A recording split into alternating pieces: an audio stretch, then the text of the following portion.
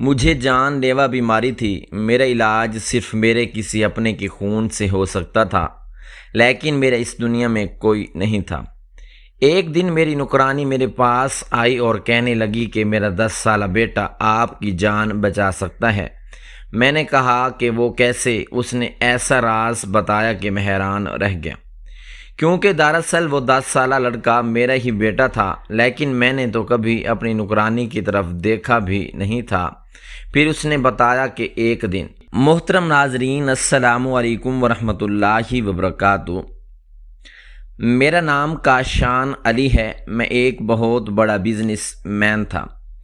شہر میں میرے کئی کاروبار تھے۔ لوگ مجھے ایک کامیاب انسان کے طور پر جانتے تھے۔ میرے دفاتر میں درجنوں لوگ کام کرتے تھے۔ میرے گھر میں بھی ہر کام کے لیے الگ نوکر موجود تھا۔ کوئی صفائی کرتا تھا، کوئی باغ سنبھالتا تھا، کوئی گاڑیوں کا خیال رکھتا تھا، کسی کے ذمہ کھانا بنانا تھا، کسی کے ذمہ بازار کے کام تھے۔ دولت کی میرے پاس کوئی کمی نہیں تھی۔ اگر کسی چیز کی کمی تھی تو صرف اپنے لوگوں کی۔ انہوں نے تو مجھے بچپن میں سڑک پر چھوڑ دیا تھا۔ اس دن کے بعد میں نے کسی کے سہارے جینا نہیں سیکھا۔ میں نے مزدوری بھی کی، بھوک بھی دیکھی، ذلت بھی برداشت کی، پھر ایک ایک قدم بڑھاتا ہوا اس مقام تک پہنچا جہاں لوگ میری کامیابی کی مثالیں دینے لگے۔ میری زندگی میں لڑکیاں بہت آئیں۔ کچھ نے دولت دیکھی، کچھ نے شہرت دیکھی، کچھ نے واقعی مجھے پسند کیا ہوگا، مگر میں نے کبھی کسی سے شادی نہیں کی۔ میں ہمیشہ ایک ہی بات کہتا تھا کہ رشتے انسان کو کمزور بنا دیتے ہیں۔ شادی کے بعد جھگڑے شروع ہو جاتے ہیں، پھر ایک دوسرے سے شکایتیں پیدا ہو جاتی ہیں۔ عورت ناراض ہوتی ہے، مرد پریشان ہوتا ہے، بچے پیدا ہوتے ہیں تو ان کی ذمہ داریاں الگ شروع ہو جاتی ہیں۔ انسان اپنی مرضی سے جینا بھول جاتا ہے۔ مجھے لگتا تھا کہ اکیلا انسان سب سے زیادہ مضبوط ہوتا ہے، اسی لیے میں نے تنہائی کو اپنا مقدر بنا لیا تھا۔ شروع میں یہ تنہائی مشکل لگتی تھی، پھر یہی میری عادت بن گئی۔ شام کو جب میں اپنے بڑے سے گھر میں داخل ہوتا تو ہر طرف خاموشی میرا استقبال کرتی۔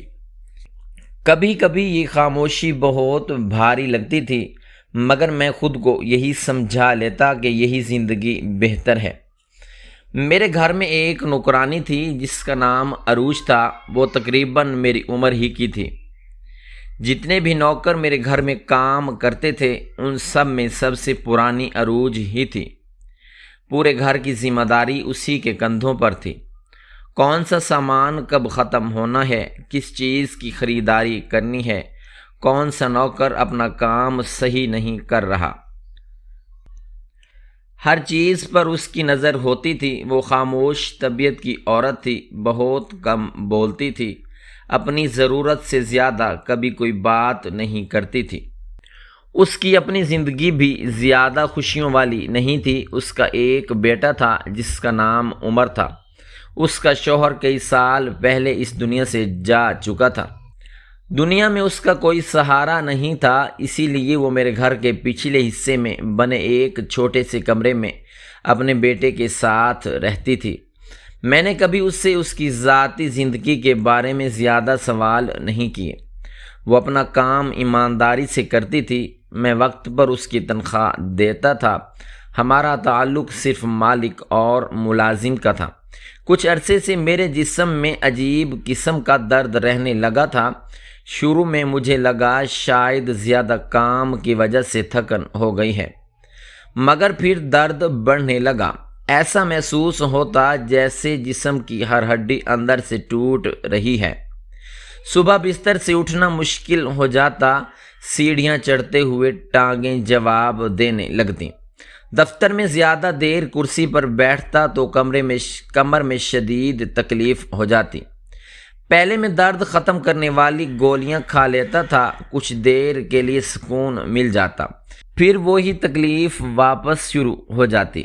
ایک صبح ناشتے کی میز پر میں نے عروج کو اپنے پاس بلایا۔ وہ خاموشی سے آ کر کھڑی ہو گئی۔ میں نے اس کی طرف دیکھتے ہوئے کہا، عروج مجھے ایک بات بتاؤ، گھر میں کہیں گھی زیادہ تو استعمال نہیں ہو رہا؟ میری خوراک میں کوئی ایسی چیز تو شامل نہیں ہو گئی جو میرے لیے نقصان دہ ہو؟ آج کل میرے پورے جسم میں عجیب سا درد رہتا ہے، مجھے سمجھ نہیں آ رہا کہ مسئلہ کیا ہے۔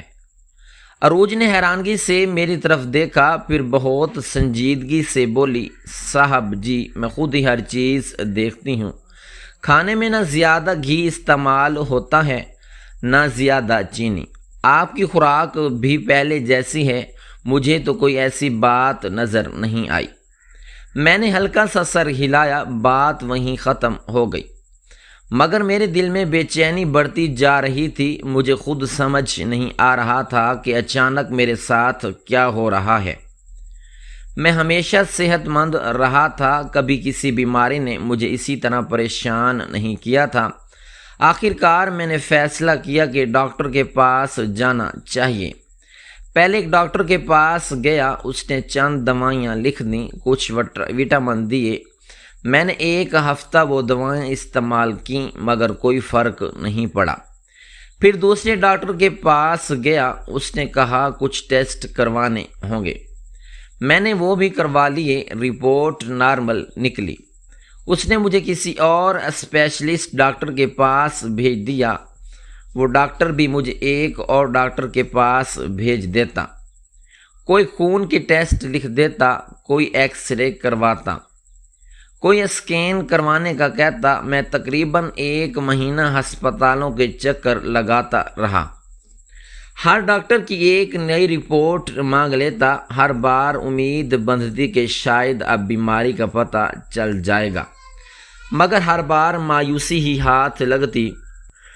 میں اکثر دل ہی دل میں سوچتا تھا کہ ہمارے ہاں یہی مسئلہ ہے، 2 3 مہینے گزر جاتے ہیں مگر اصل بیماری کا پتہ نہیں چلتا۔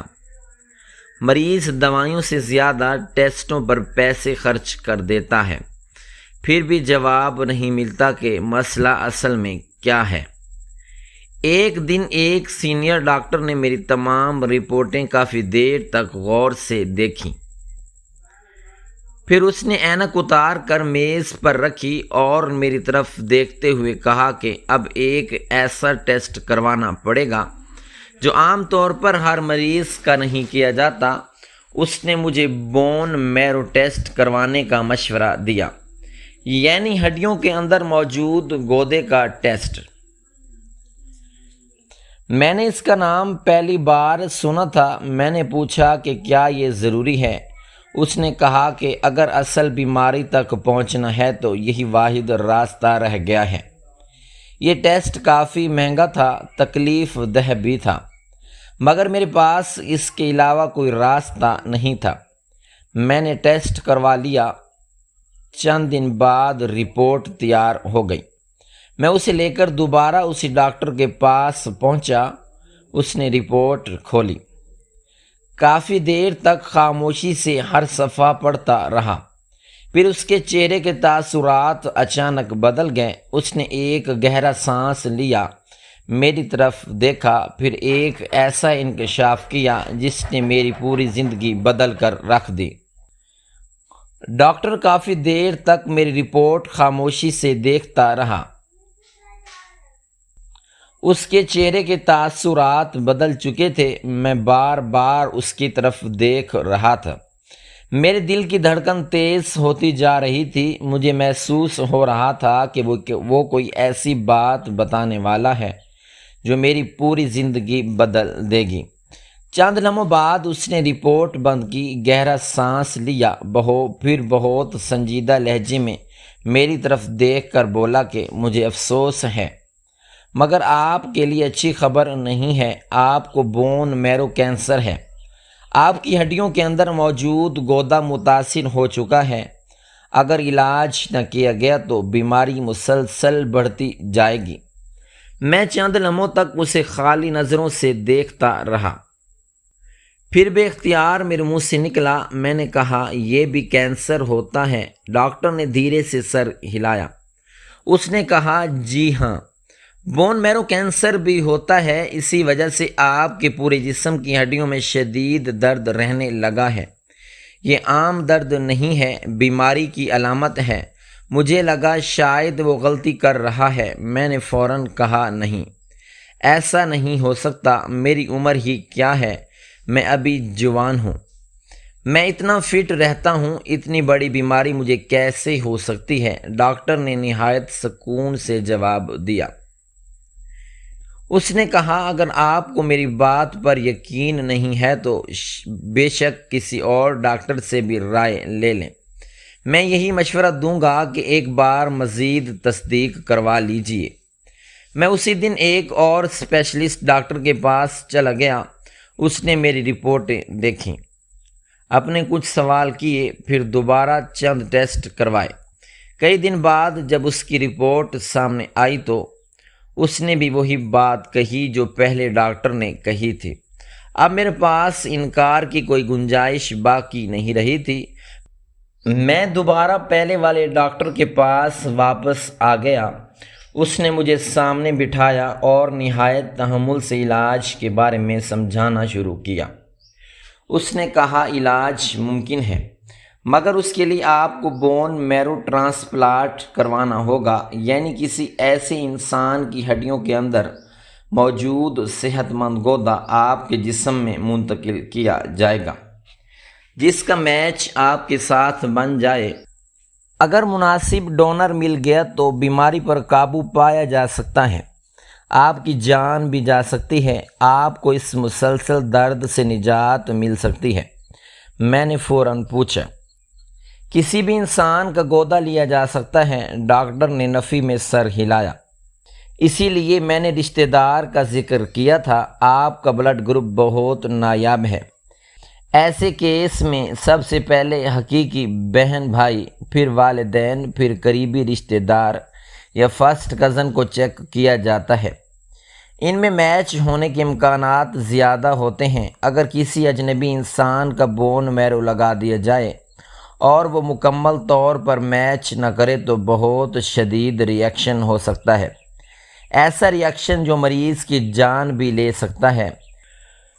اسے ایسے سمجھ لیں جیسے کسی انسان کو غلط بلڈ گروپ کا خون لگا دیا جائے، جسم اسے قبول نہیں کرتا۔ یہاں بھی معاملہ تقریباً ایسا ہی ہوتا ہے۔ میں خاموشی سے اس کی بات سنتا رہا، پھر اس نے پوچھا، اس نے کہا آپ کے گھر میں کون کون ہے؟ والدین، بہن بھائی، کوئی فرسٹ کزن، کوئی قریبی رشتہ دار؟ میں نے چند لمحے سے سر جھکا کر رکھا، پھر دھیرے سے کہا میرا اس دنیا میں کوئی بھی نہیں ہے۔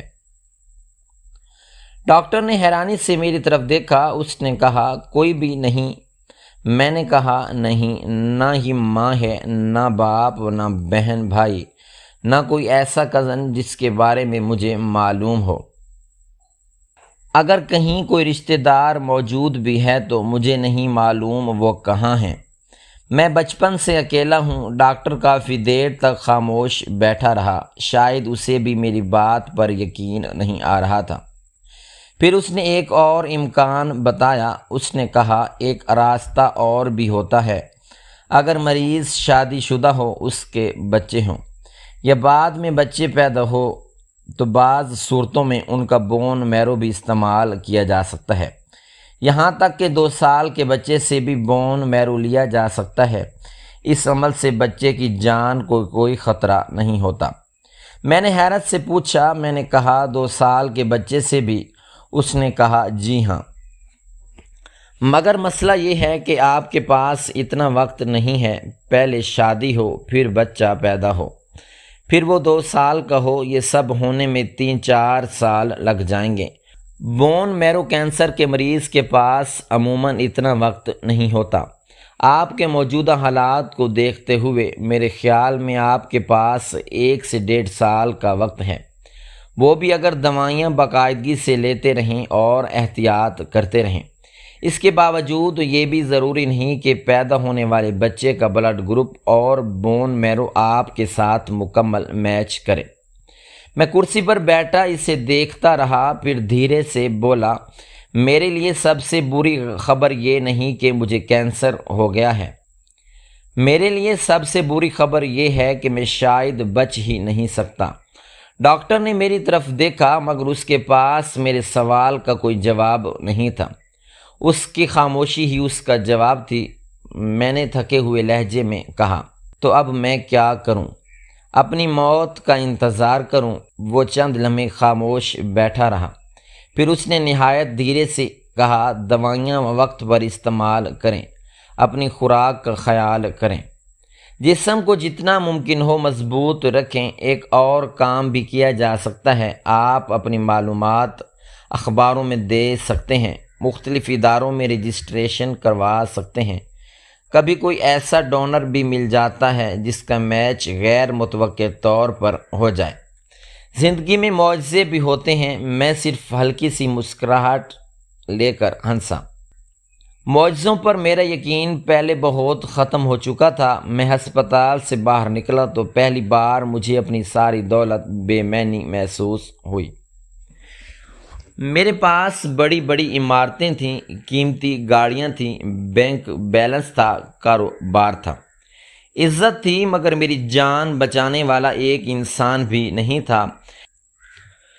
میں نے ہمیشہ فخر سے کہا تھا کہ اکیلا انسان سب سے مضبوط ہوتا ہے، رشتے صرف اسے کمزور کرتے ہیں۔ آج وہی غرور میرے سامنے کھڑا میرا مذاق اڑا رہا تھا۔ اگر میرے پاس ایک بہن ہوتی، ایک بھائی ہوتا، ایک ماں ہوتی، ایک باپ ہوتا، شاید آج میرے بچنے کی امید بھی موجود ہوتی۔ میں گھر واپس آیا تو سیدھا اپنے کمرے میں چلا گیا، دروازہ اندر سے بند کر لیا۔ کئی گھنٹے اندھیرے میں خاموش بیٹھا رہا، نہ کسی سے بات کی، نہ کھانا کھایا، نہ کسی فون کا جواب دیا۔ پہلی بار مجھے اپنی یہ وسیع اور عریض کوٹھی قبر کی طرح سنسان محسوس ہونے لگی تھی۔ اب جب مرنا ہی تھا تو میں صرف موت کا انتظار کر سکتا تھا۔ ڈاکٹر نے دوائیاں لکھ دی تھیں، احتیاط کرنے کا کہا تھا، اخباروں میں اپیل دینے کا مشورہ بھی دیا تھا، مگر میں نے دل میں کوئی امید نہیں رکھی تھی۔ مجھے لگ رہا تھا شاید میری کہانی کا اختتام اب شروع ہو چکا ہے۔ میری بیماری کی خبر زیادہ دیر تک صرف میرے کمرے تک محدود نہ رہ سکی۔ گھر میں اتنے سارے نوکر تھے، ایک نہ ایک کے ذریعے سب کو معلوم ہو گیا کہ مجھے بون میرو کینسر ہے۔ پہلے جو لوگ میرے سامنے صرف ادب سے کھڑے رہتے تھے، اب ان کے چہروں پر میرے لیے صرف فکر صاف نظر آتی تھی۔ کوئی میرے لیے صدقہ دیتا تھا، کوئی دعا کرتا تھا، کوئی خاموشی سے میرے کمرے کے باہر کھڑا ہو کر میرا حال پوچھ لیتا تھا۔ میں نے پہلی بار محسوس کیا کہ انسان کے پاس دولت سے زیادہ لوگوں کی دعائیں ہونی چاہیے۔ عروج کو بھی میری بیماری کا پتہ چل گیا تھا۔ اس دن کے بعد میں نے اس کے رویے میں ایک عجیب سی تبدیلی محسوس کی۔ وہ پہلے سے بھی زیادہ خاموش ہو گئی تھی۔ کئی بار وہ میرے کمرے کے دروازے تک آئی، اندر جھانکتی، پھر کچھ کہے بغیر واپس چلی جاتی۔ اس کے چہرے پر عجیب سی بے چینی رہتی تھی، جیسے وہ کوئی بہت بڑا راز اپنے سینے میں چھپائے بیٹھی ہو۔ کئی دن اسے کشمکش میں گزر گئے۔ ایک دوپہر میں اپنے کمرے میں بیٹھا کھڑکی سے باہر دیکھ رہا تھا۔ عروج نے ہلکے سے دروازہ کھٹکھٹایا۔ میری اجازت دینے پر وہ اندر آئی۔ اس کے چہرے پر گھبراہٹ تھی، دونوں ہاتھ مضبوطی سے ایک دوسرے میں جکڑے ہوئے تھے۔ وہ میرے سامنے کھڑی رہی مگر کچھ بول نہ سکی۔ میں نے بے دلی سے اس کی طرف دیکھا۔ عروج نے کہا، صاحب جی، آپ سے ایک بہت ضروری بات کرنی ہے، بہت ضروری بات۔ اس نے ہچکچاتے ہوئے کہا، مجھے لگا شاید گھر کے کسی سامان کا مسئلہ ہوگا، شاید باورچی خانے میں کوئی چیز ختم ہو گئی ہوگی، شاید کسی نوکر سے کوئی غلطی ہو گئی ہوگی۔ میرے اندر پہلے ہی اتنی پریشانی بھری ہوئی تھی کہ مجھے کسی اور بات کا حوصلہ نہیں تھا۔ میں نے کہا، مجھے تم سے کوئی بات نہیں کرنی، میں نے تھکے ہوئے لہجے میں کہا۔ وہ چند لمحے خاموش رہی، پھر اس نے دوبارہ ہمت کی۔ عروج نے کہا، صاحب جی، میری بات تو سن لیجئے۔ اس نے منت بھرے لہجے میں کہا۔ میرے اندر کئی دنوں کا غصہ بھرا ہوا تھا۔ میں بے اختیار اونچی آواز میں بول پڑا، مجھے کوئی بات نہیں کرنی۔ میری آواز اتنی بلند تھی کہ وہ ایک دم سہم گئی۔ اس کی آنکھوں میں نمی اتر آئی، مگر اس نے خود کو سنبھالا اور گہرا سانس لیا۔ پھر نہایت دھیرے سے بولی، عروج نے کہا میں آپ کی زندگی بچا سکتی ہوں۔ اس نے کانپتی ہوئی آواز میں کہا۔ میرے اندر جیسے بجلی سی دوڑ گئی۔ میں نے حیرت سے اس کی طرف دیکھا۔ میں نے کہا کیا مطلب؟ میں نے حیرانی سے کہا۔ اس نے نظریں جھکا لیں۔ عروج نے کہا وہ میرا بیٹا ہے نا عمر، وہ آپ کی زندگی بچا سکتا ہے، آپ بالکل ٹھیک ہو جائیں گے۔ مجھے چوکیدار نے بتایا کہ آپ کو کیا بیماری ہے۔ میں زیادہ پڑھی لکھی نہیں ہوں، مجھے تو کچھ سمجھ نہیں آیا تھا۔ پھر اس نے مجھے سب کچھ سمجھایا۔ آپ کو پریشان ہونے کی کیا ضرورت ہے، عمر ہے نا، وہ آپ کو بچا لے گا، اس نے پوری سادگی سے کہا۔ مجھے اس کی بات سمجھ ہی نہیں آئی۔ میں نے کہا کیا مطلب؟ عمر کیا میرا بیٹا ہے، وہ مجھے بچا لے گا؟ میرے یہ الفاظ سنتے ہی وہ خاموش ہو گئی۔ اس کے چہرے کا رنگ بدل گیا۔ اس نے نظریں زمین پر جما دیں۔ میں نے محسوس کیا جیسے اس کے اندر برسوں سے دفن کوئی راز اب باہر آنے والا ہے۔ میں نے دھیرے سے کہا تم کیا کہنا چاہ رہی ہو؟ کافی دیر خاموش رہنے کے بعد اسے بولنا شروع کیا۔ عروج نے کہا آپ کو تو پتہ ہے مجھے اس گھر میں کام کرتے ہوئے 20 سال ہو گئے ہیں۔ جب میں پہلی بار یہاں آئی تھی نا، تبھی سے آپ مجھے بہت اچھے لگتے تھے۔ میں آپ کو بہت پسند کرتی تھی، اس گھر کے ہر فرد کو اپنا سمجھتی تھی۔ مگر آپ مالک تھے، میں ایک نوکرانی تھی۔ مجھے معلوم تھا کہ میری حیثیت کبھی اتنی نہیں ہو سکتی کہ میں آپ کے بارے میں سوچ سکوں۔ اس نے نم آنکھوں سے کہا۔ وہ چند لمحے خاموش ہوئی، پھر دوبارہ بولی۔ عروج نے کہا ایک دن آپ بہت غصے میں گھر واپس آئے تھے، شاید آپ کا کسی لڑکی سے جھگڑا ہوا تھا۔ آپ نے بہت زیادہ شراب پی رکھی تھی۔ آپ سیدھے اپنے کمرے میں جا کر بستر پر الٹے لیٹ گئے۔ میں کافی دیر بعد آپ کے کمرے میں آئی۔ میرا صرف اتنا ارادہ تھا کہ آپ کے جوتے اتار دوں، آپ پر چادر ڈال دوں تاکہ آپ کو ٹھنڈ نہ لگے، مگر جیسے ہی میں قریب آئی آپ نے غصے سے میرا ہاتھ پکڑ لیا، مجھے جانے نہیں دیا۔ جب صبح ہوئی تو تب تک بہت کچھ ہو چکا تھا۔ اس نے روتے ہوئے کہا میرے جسم سے جیسے جان نکل گئی۔ میں خاموش بیٹھا صرف اسے دیکھ رہا تھا۔ عروج نے کہا میں نے یہ بات کبھی کسی کو نہیں بتائی۔ پہلے تو مجھے لگا میری محبت پوری ہو گئی، مجھے چند دن بعد مجھے اپنی غلطی کا احساس ہوا۔ میں جانتی تھی کہ آپ کو کچھ یاد بھی نہیں ہوگا، آپ نشے میں تھے۔ آپ کا قصور نہیں تھا، قصور میرا بھی تھا۔ مجھے اس وقت آپ کے کمرے میں نہیں جانا چاہیے تھا، مگر میں محبت کے ہاتھوں مجبور تھی، اس نے آنسو صاف کرتے ہوئے کہا۔ وہ پھر بولی۔ عروج نے کہا 2 مہینے بعد مجھے پتہ چلا کہ میں ماں بننے والی ہوں۔ میں ڈر گئی۔ میں نے سب سے جھوٹ بول دیا تھا کہ میری شادی ہو چکی ہے، میرا شوہر گاؤں میں رہتا ہے۔ آپ نے کبھی اس بات کی تحقیق نہیں کی۔ پھر کچھ عرصے بعد میں نے یہ بھی کہہ دیا کہ میرا شوہر فوت ہو گیا ہے۔ جب عمر پیدا ہوا تو میں اسی گھر میں رہ کر اسے پالتی رہی۔ آپ نے میری ہر مشکل میں میرا ساتھ دیا، مگر میں آپ کو کس منہ سے بتاتی کہ عمر آپ کا بیٹا ہے؟ ہمارا تو کوئی رشتہ ہی نہیں تھا، بس ایک لمحے کی غلطی تھی۔ اس غلطی میں آپ کا بھی کوئی قصور نہیں تھا۔ اس نے بھرائی ہوئی آواز میں کہا۔ میں پتھر کی طرح بیٹھا رہ گیا۔ عروج نے کہا پھر میں نے اپنے دل سے یہ ساری باتیں نکال دیں۔ میں نے سوچ لیا کہ پوری زندگی آپ کے گھر میں نوکری کروں گی، اپنے بیٹے کو پالوں گی۔ مجھے پوری دنیا میں کوئی سہارا بھی تو نہیں تھا، مگر آج مجھے پتہ چلا کہ آپ کی جان صرف بون میرو سے بچ سکتی ہے، تو میں خاموش نہیں رہ سکی۔ عمر آپ کا بیٹا ہے، اس کا بلڈ گروپ بھی آپ جیسا ہی ہے۔ ایک دفعہ اسے سر پر چوٹ لگی تھی، اس وقت ڈاکٹر نے مجھے بتایا تھا کہ اس کا بلڈ گروپ بہت نایاب ہے، اس کا خاص خیال رکھا کرو۔ وہ اتنے سکون سے یہ سب کچھ کہہ گئی، مگر میں جانتا تھا کہ ان چند لفظوں کے پیچھے کتنے برسوں کا درد چھپا ہوا تھا۔ وہ مجھ سے محبت کرتی رہی، میں نے انجانے میں اس کی زندگی بدل دی تھی، پھر بھی اس نے مجھ سے کبھی کوئی مطالبہ نہیں کیا۔ وہ میری نوکرانی بن کر میرے ہی گھر میں میری خدمت کرتی رہی۔ میری آنکھوں سے بے اختیار آنسو بہنے لگے۔ میں نے فوراً کمرے سے باہر نکلا۔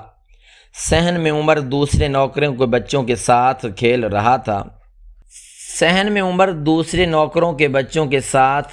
رہا تھا۔ میں اس کے پاس گیا، اسے اپنی باہوں میں بھر لیا۔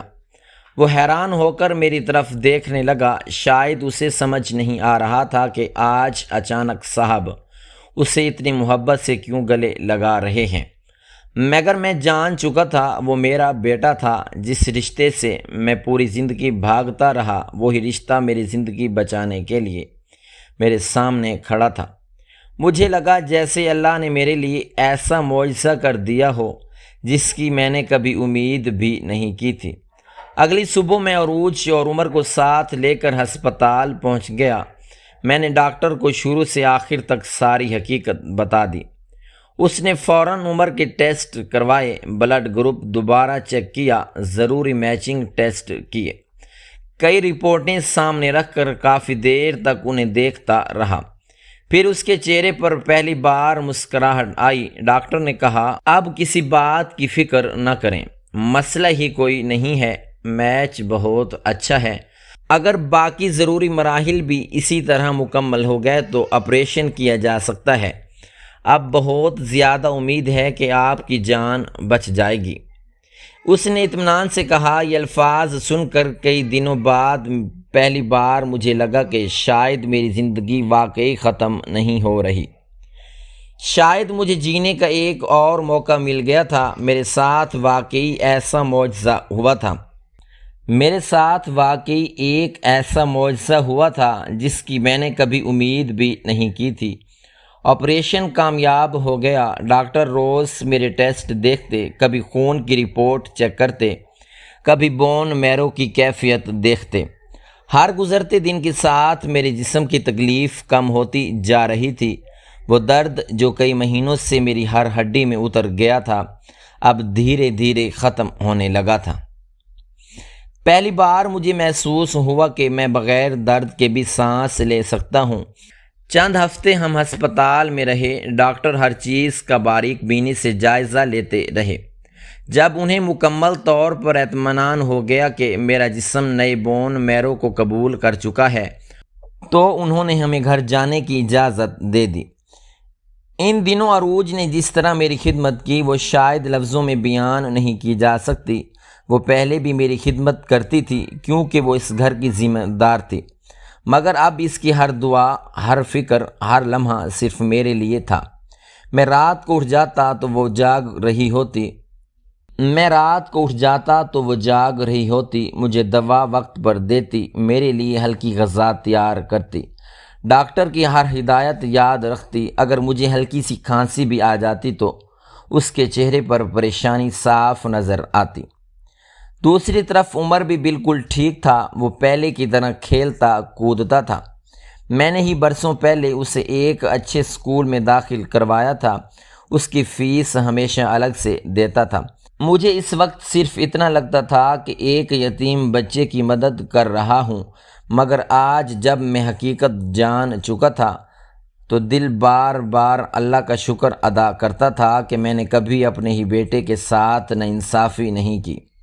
میں نے کبھی اسے حقیر نہیں سمجھا، کبھی اس سے برا سلوک نہیں کیا، انجانے میں ہی صحیح، مگر میں ہمیشہ اس کا خیال رکھتا۔ وقت گزرتا گیا، 3-4 مہینے گزر گئے۔ میری صحت پہلے سے بہت بہتر ہو چکی تھی۔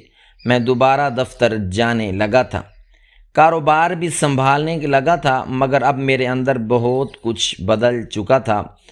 پہلے میں دولت کو سب کچھ سمجھتا تھا، اب مجھے احساس ہو چکا تھا کہ انسان کو زندہ رکھنے والے رشتے ہوتے ہیں، محبت ہوتی ہے، اپنائیت ہوتی ہے۔ ایک شام سورج غروب ہونے کے قریب تھا، صحن میں ہلکی ہلکی ہوا چل رہی تھی۔ عمر باہر گیند سے کھیل رہا تھا، عروج باغ کے پودوں کو پانی دے رہی تھی۔ میں نے اسے آواز دی، وہ ہمیشہ کی طرح ادب سے میرے سامنے آ کر کھڑی ہو گئی۔ میں نے کہا، عروج، مجھے تم سے ایک ضروری بات کرنی ہے۔ میں نے سنجیدگی سے کہا۔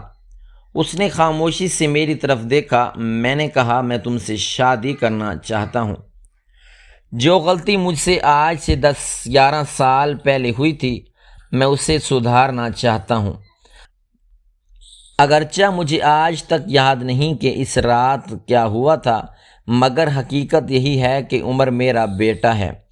تم نے اتنے سال خاموشی سے سب کچھ برداشت کیا، میرے گھر کی خدمت بھی کی، میرے بچے کی پرورش بھی کی، میری جان بھی بچائی۔ اب میں تمہیں وہ مقام دینا چاہتا ہوں جس کی اصل تم حقدار ہو۔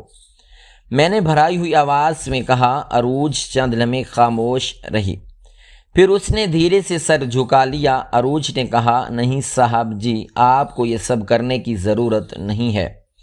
میرا کیا ہے؟ میری زندگی تو گزر گئی، میں تو اسی گھر میں خوش ہوں۔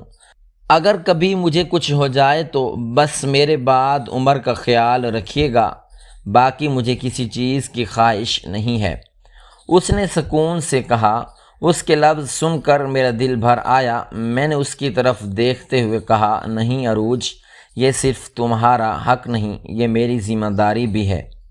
تم نے ایک دن کہا تھا کہ تم مجھ سے محبت کرتی تھی، اگر وہ محبت کہیں دل میں اب بھی باقی ہے تو اسے پھر سے جگا لو، کیونکہ اس محبت کو اب بھی اپنی منزل ملنے والی ہے۔ میرے یہ الفاظ سن کر اس کی آنکھوں میں اچانک آنسو بھر آئے۔ وہ مجھے دیکھتی رہی، پھر ہلکی سی مسکراہٹ اس کے ہونٹوں پر آئی۔ عروج نے کہا، وہ محبت تو کبھی مری ہی نہیں تھی۔ اس نے روتے ہوئے کہا، ایک لمحے کے لیے میرا دل چاہا کہ میں اسے اپنے سینے سے لگا لوں، اس کے تمام برسوں کے دکھ اپنے حصے میں لے لوں، مگر میں نے خود کو روک لیا۔ میں چاہتا تھا کہ اب ہماری رشتے کی بنیاد عزت ہو، حلال رشتہ ہو، احترام ہو۔ اگلے ہی دن بہت سادگی سے ہمارا نکاح ہو گیا۔ نہ کوئی شور تھا، نہ کوئی دکھاوا، نہ کوئی بڑی تقریب۔ چند گواہ تھے، چند دعائیں تھیں، ایک قبول ہے کی آواز تھی، اور برسوں سے ادھوری رہ جانے والی ایک محبت اپنی منزل تک پہنچ گئی۔ اس دن کے بعد عروج اسی گھر کی نوکرانی نہیں رہی۔ میں نے گھر کے تمام نوکروں کو جمع کیا اور سب کے سامنے کہا کہ آج سے عروج اس گھر کی مالکن ہے۔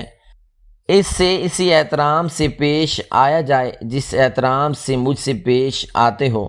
گھر کے تمام کاموں کے لیے ایک نئی نوکرانی رکھ لی گئی۔ عروج نے بہت کہا کہ وہ پہلے کی طرح کام کر لیا کرے گی، مگر میں نے صاف انکار کر دیا۔ میں نے کہا، اب یہ کام تمہارا نہیں ہے، اب تم اس گھر کی عزت ہو، میری بیوی ہو۔ اس دن اس کی آنکھوں میں جو خوشی تھی وہ شاید دنیا کی کسی قیمتی چیز سے نہیں خریدی جا سکتی تھی۔ آج وہ صرف اس گھر کی مالکن نہیں، وہ میرے دل کی بھی مالکہ ہے۔ وہ میری بیوی ہے، میرے بیٹے کی ماں ہے، اور میری زندگی کی سب سے بڑی نعمت ہے۔ عمر بھی اب ہر جگہ سے فخر سے مجھے ابو کہہ کر پکارتا ہے۔ جب وہ میرے گلے لگتا ہے تو مجھے محسوس ہوتا ہے کہ اللہ نے مجھ سے میری تنہائی ہمیشہ کے لیے چھین لی ہے۔ آج بھی کبھی کبھی رات کو اکیلا بیٹھتا ہوں تو اپنی ماضی کے بارے میں سوچتا ہوں۔ مجھے یاد آتا ہے کہ میں کہا کرتا تھا کہ رشتے انسان کو کمزور بنا دیتے ہیں، مگر میں آج جان چکا ہوں کہ انسان کو مضبوط بھی یہی رشتے بناتے ہیں۔ دولت انسان کا علاج خرید سکتی ہے، مگر ہر بیماری کا علاج نہیں خرید سکتی۔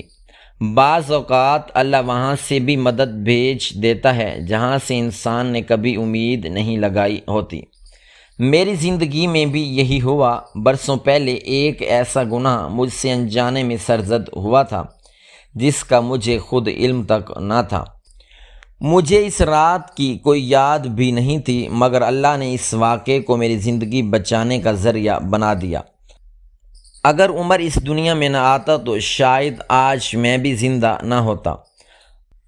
آج میں ہر سجدے میں صرف ایک دعا کرتا ہوں کہ اللہ مجھے اس نعمت کی قدر کرنے کی توفیق دے، عروج کی محبت کا حق ادا کرنے کی توفیق دے، اپنے بیٹے کا اچھا باپ بننے کی توفیق دے۔ کیونکہ میں نے اپنی پوری زندگی میں یہ سیکھا ہے کہ بعض اوقات انسان جس چیز کو اپنی سب سے بڑی محرومی سمجھتا ہے، اللہ اسی کے اندر اس کی سب سے بڑی رحمت چھپا دیتا ہے۔